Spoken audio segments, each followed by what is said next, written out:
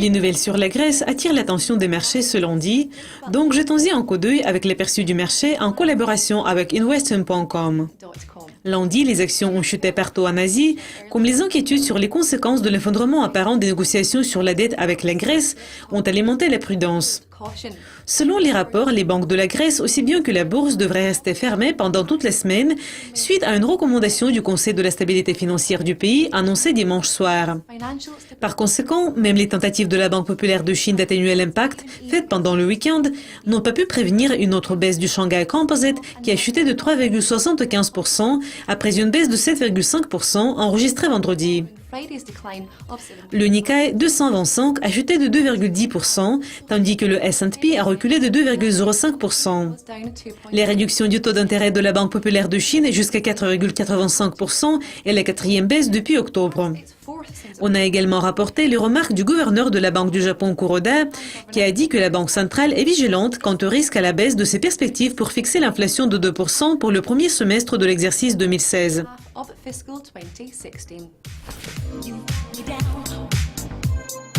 L'or a chuté à son plus bas sur 3 semaines vendredi avant d'inverser les pertes dans le contexte de la situation de la Grèce. Sur la division COMEX du New York Mercantile Exchange, les contrats à terme sur l'or pour livraison en août ont atteint le plus bas journalier de 1167,10 $ l'once, le niveau jamais vu depuis le 5 juin. Au cours de la semaine, le prix du métal précieux a chuté devant 6,50 $ ou 2,39%, ayant interrompu 2 semaines consécutives de gains, dans le contexte des indications que l'économie américaine reprend des forces après l'affaiblissement récent, ce qui fournit un soutien pour la hausse des taux d'intérêt plus tard cette année.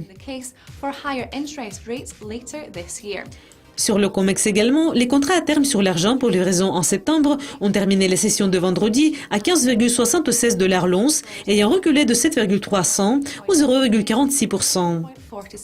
Le prix a atteint 15,48 $ plus tôt dans la session et c'est le niveau le plus faible depuis le 18 mars.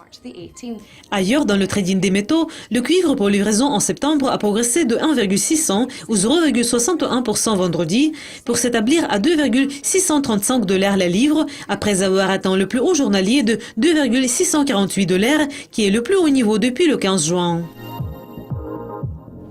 Les contrats à terme sur le pétrole des États-Unis ont récupéré les pertes la semaine dernière après que le groupe de recherche de l'industrie Baker Hughes a déclaré vendredi soir que le nombre de plateformes de forage pétrolier aux États-Unis a chuté de 3 la semaine dernière pour atteindre 628. Cette chute marque la 29e semaine consécutive de baisse.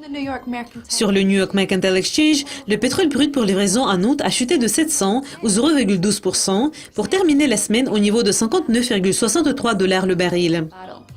En même temps, l'écart entre le Brent et les contrats sur le pétrole brut WTI se sont établis à 3,63 $ le baril à la clôture des échanges vendredi par rapport à 3,05 $ enregistrés au cours de la semaine précédente. Donc, pour la semaine à venir, Investing.com a fait une liste d'événements importants qui pourraient influencer les marchés. Mardi, l'Allemagne va publier les données sur les ventes au détail et le changement dans le nombre de personnes employées. La zone euro va également publier les données préliminaires sur l'inflation des prix à la consommation et un rapport sur le taux de chômage. Jeudi, les États-Unis vont publier le rapport sur les emplois non agricoles qui est bien surveillé et les données sur la croissance des salaires un jour plus tôt avant la fête de l'indépendance. Les données des États-Unis sur les revendications au chômage et les commandes des usines seront également publiées. La zone euro va terminer la semaine par un rapport sur les ventes au détail, alors que les marchés américains doivent rester fermés pour la fête du 4 juillet.